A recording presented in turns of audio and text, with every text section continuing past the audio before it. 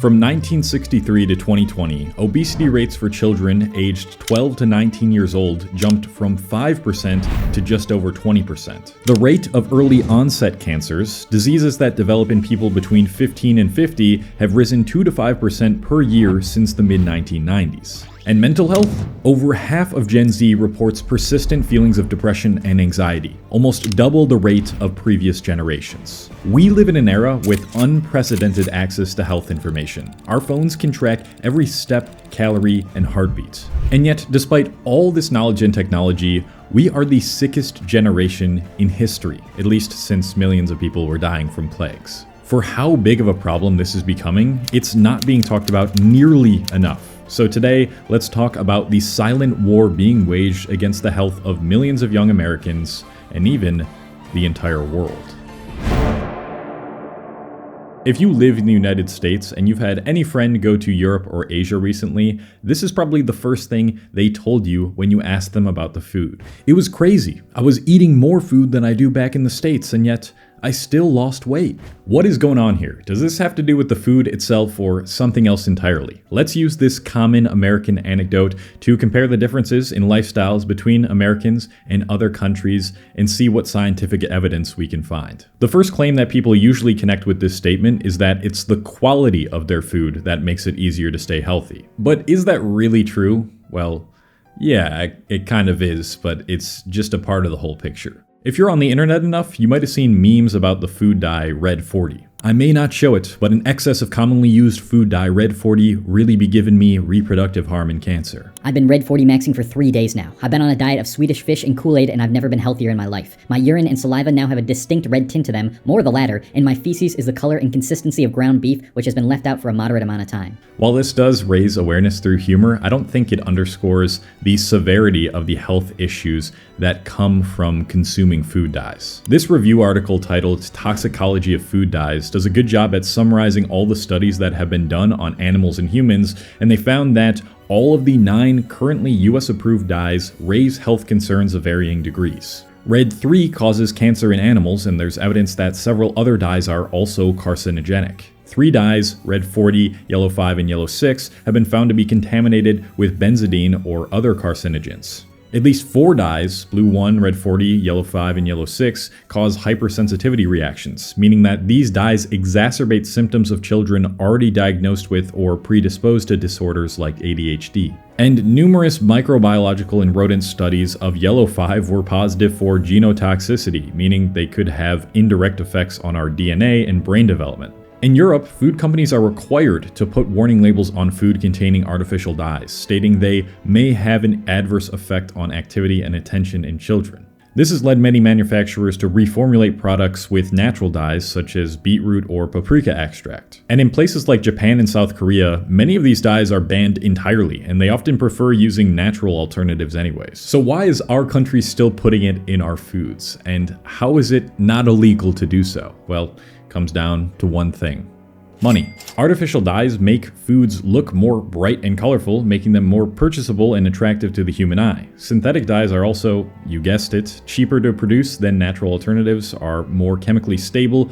under heat and light, and they last longer too. All about those profits. Increase shareholder value and take the Red 40. That is your purpose. The FDA's justification for this practice is best illustrated by their description of Red 3 on their website. You see, the FDA has evidence that Red 3 causes cancer in animals, leading them to ban it from cosmetic products and topically applied drugs. But they say, quote, "The way that red number 3 causes cancer in animals, specifically rats, does not occur in humans, so these animal results have limited relevance to humans. Because these studies did not raise safety concerns, the FDA did not take action to revoke the authorization of red number 3 in food." Now, how they came to the conclusions that these dyes made from petroleum could cause cancer if applied to the skin but not ingested is up for debate, but I'm sure that there's something more sinister going on behind behind the scenes that is passing through these regulations. And until more research comes out showing undeniably that these dyes are causing rising cancer rates and brain issues, they're not gonna stop taking the cheaper, more profitable route. However, we've just begun to scratch the surface. Here's a rapid-fire list of additives and preservatives that are allowed in US foods, but not in other countries. I think it's safe to say that what the US allows food manufacturers to put in our food is almost certainly fucking with our brain, hormones, and weight. But let's take a breath and move on. But first we need to talk about finances. No, come back, I swear. This is useful. There's such a large taboo in our culture when it comes to talking about money, and most of us just try to avoid the conversation entirely and remain happily ignorant, and that really needs to change. Financial literacy is a skill I wish I developed when I was a teenager, but frankly, schools just don't really give a crap about getting you prepared for that part of the real world. I'm always looking for good resources to share with you guys that cover topics you might not have too much knowledge in that would help you in your personal and professional lives, and that is why I want to talk about today's sponsor, Masterclass. Masterclass is an online membership to thousands of lessons from some of the world's very best in almost every field, from personal development experts like James Clear and Ryan Holiday to business moguls like Ray Dalio and Mark Cuban. Personally, I've been trying to educate myself on investing more. While I do have a stock portfolio, I want to get more into value investing. So I've been watching the Mastering the Market series on Masterclass with Ray Dalio, Joel Greenblatt, and Seth Klarman. What's been the most useful insight so far, I think, is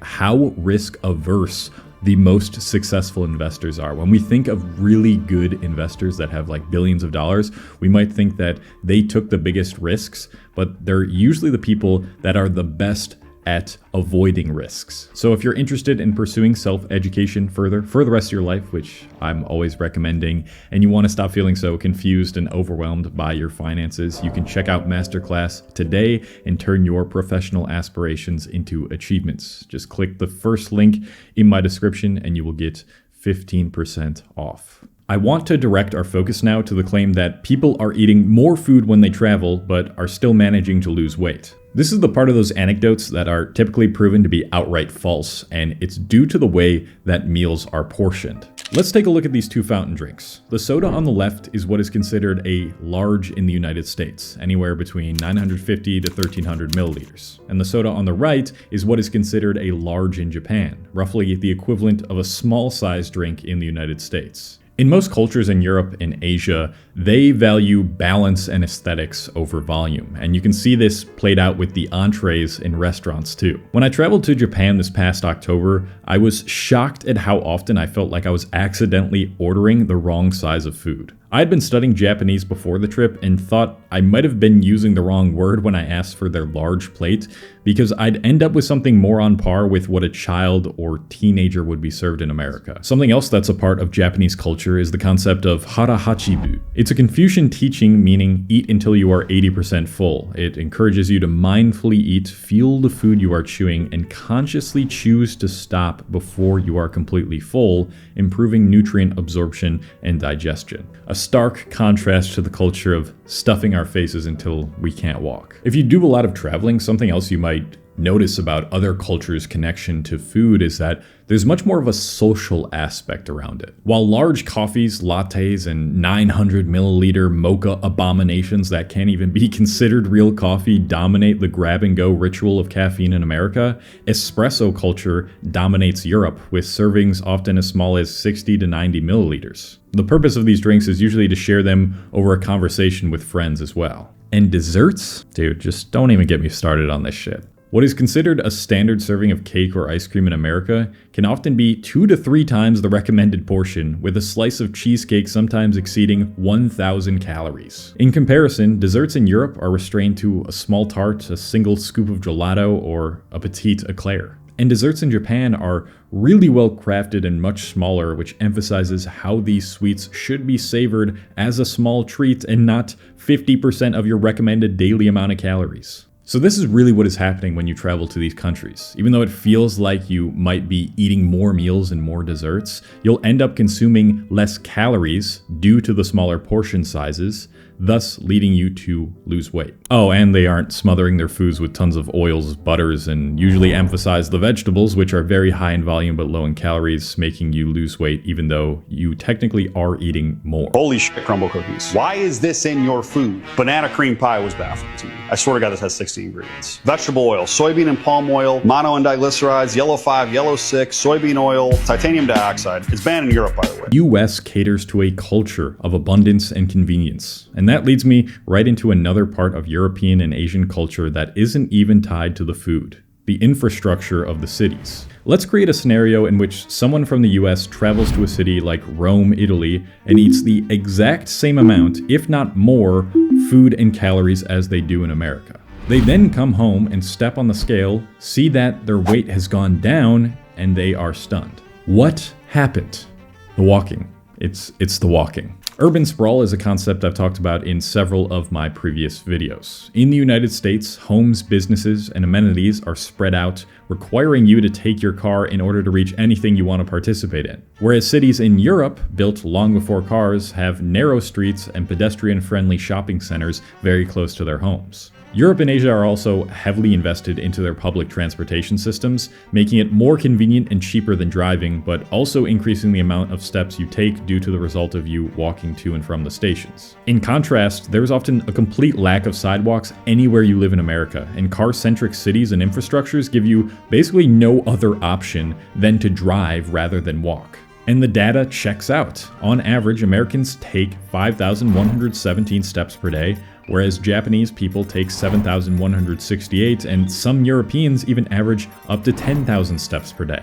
Walking is one of, if not the absolute best, low-intensity activity you can do. Regular walking has been shown to help you burn more fat, but more importantly, it greatly reduces your risk of dying from almost everything. The world's largest study on walking showed that the risk of dying from any cause or from cardiovascular disease decreases significantly with every 500 to 1,000 extra steps you walk. And taking 12,000 steps per day was associated with a 65% lower risk of all-cause mortality compared with taking 4,000 steps. The conclusion is clear. If you want to live longer and be less fat, live in a place where you're not forced to drive your car just to hang out with your friends or buy food. But what if you can't do that? What if you're sucked into the American culture and infrastructure with no way out? A culture and infrastructure designed to make you more sick and fat that has made you more sick and fat. Well, your healthcare is not going to go a long way. Despite being one of the sickest countries in the world, and not in the good way, American healthcare has the highest costs in the world, with per capita healthcare spending at over $12,000 annually in 2022. This is a massive contrast to European and Asian countries like Japan, where universal healthcare is free for all citizens. And even if you do have insurance in America, the out-of-pocket expenses can be significant due to co-pays, deductibles, and surprise billing. But beyond the cost differences, the contrasting approaches to prevention and treatment of these diseases might be even more significant. A great example of this is the Metabo law in Japan. Though this might seem controversial to a lot of Americans, it's a law that requires local governments and employers to annually measure the waist circumferences of Japanese adults aged 40 to 74. Those who exceed the limits are provided counseling and support to adopt healthier lifestyles, and participation in these follow-ups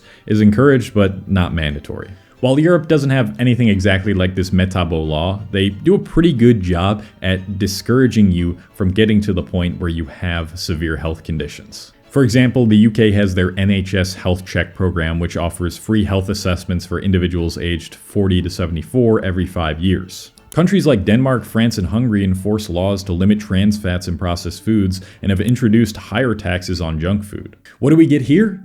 A prescription for a disease we already have that costs thousands of dollars to afford. The pharmaceutical industry in the US is a $500 billion industry, and there are no signs of it slowing down anytime soon. So do you see how insidious all of this is? They purposefully put artificial crap in our foods and give us bigger portions so that more of us are forced to pay out-of-pocket insurance and take prescriptions that treat our problems but never solve them. Look, I don't want to start sounding too much like a crazy conspiracy theorist here, and despite what I said at the beginning, there are a lot more people now speaking up about just how bad the American food and healthcare system is. Unfortunately, the byproduct of that rise has produced something that has just grinded my gears over the past few years. A part of our culture that has turned into a playground of misinformation for any influencer trying to make a quick buck. The insane world of diet culture on social media. Let me give you a perfect example of what I mean by showing you guys a video that I saw on my Instagram Reels today as I was writing this script.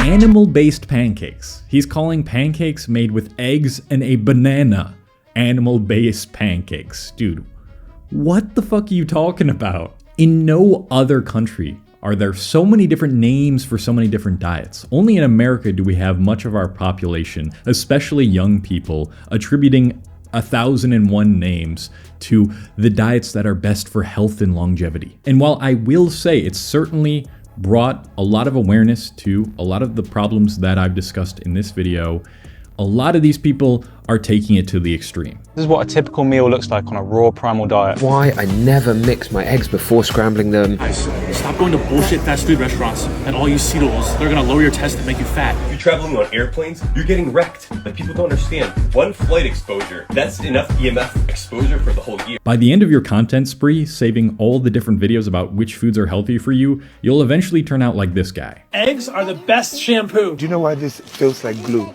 Because it's called gluten. Salad is not a health food. The problem is, the deeper that you delve into health and nutrition science, the harder it becomes to distinguish between conflicting findings. First, you'll have the extremists telling you that you can only eat plants if you want to be healthy, and meat is terrible for you. Then you'll have the opposite side of the spectrum, where carnivores will tell you plants are trying to kill you and seed oils are bad. The vegans will show you a study that supports their claim, and then the carnivores will say, oh, but that study was funded by the plant industry, then show you a study that supports their claim. You'll then start to do a bunch of experience with all these different diets, cutting out this food, adding this food, supplementing this, obsessing over every little detail, overanalyzing every single action and whether it's making you healthier, and your relationship with food will feel like hell. It will start to resemble an eating disorder. You know what they'll tell you in other countries if you want to be healthy? Eat a wide variety of whole foods, don't eat too much, and exercise. And with that approach, they're healthier than us. Who would have thought? It also blows my mind how whenever someone starts to eat a healthy, balanced diet in America, we call it going on a diet, when in almost any other country, I feel like that would be called eating like a normal human. And unless you have some sort of serious health issue, like Crohn's disease, celiac disease, or the like, I think it does you more harm than good to completely eliminate a category of food from your diet. Regardless of where you stand, we've got to take the overconsumption of pseudoscience content out of the picture when we're talking about the obvious health issues that are occurring among younger generations. I could have talked about how Gen Z are taking more sick days primarily due to mental health issues. I could have talked about how the rise in mental health issues make it more difficult for Gen Z to want to pursue a healthy lifestyle. But all of these problems start with a country that is systematically designed to make you eat more, worry more, and move your body less. Regulations in our food are desperately needed. A shift from addressing the symptoms of bad health to addressing the root causes of bad health are desperately needed. More programs, infrastructure, and cultural changes to incentivize people to walk more and eat less need to be put in place. The healthcare system, well, where do I even begin with that? It just needs a complete overhaul. And you, as a consumer, need to educate yourself on what you're eating and make an active effort to change your lifestyle without obsessing over the fear-mongering diet culture that's being promoted on social media. As much as you can, start reading the ingredients in the foods you're consuming. If it has any preservatives, additives, natural flavors, or dyes, try to stay away from them. If you consume animal products, try to buy organic pasture-raised products when you can. When you buy veggies, aim for organic non-GMO ones and do research on the ones with the least amount of pesticides. The Clean 15 list is a good place to start with that. Get in a minimum of 6,000 to 8,000 steps a day and incorporate some form of resistance or endurance training or both into your weekly routine to vastly reduce your risk of all-cause mortality. Now, I know what you might be thinking. All of this costs way more time and money than I currently have, and I totally get that. That's why the sentiment should be to try the best that you possibly can, and at the same time try to increase your income or allocate more of it to your health. In the short term, it will almost definitely be more expensive, but in the long term, the thousands, if not hundreds of thousands of dollars you'll save in medical bills will make that investment worth it. Not to mention, you'll feel way better on a daily basis too. Let's keep spreading awareness, start a civil war too, so these systemic issues can finally go away, or get more Gen Z people who understand this shit into food regulation spaces. And let me know your thoughts in the comments below as always. And if you are being bombarded by misinformation and you don't know who to trust on social media, people really liked this video I made about the misinformation age and how much fake pseudoscience, pseudo-guru stuff is out there right now. So go check that out if you're interested, and stay informed. Goodbye.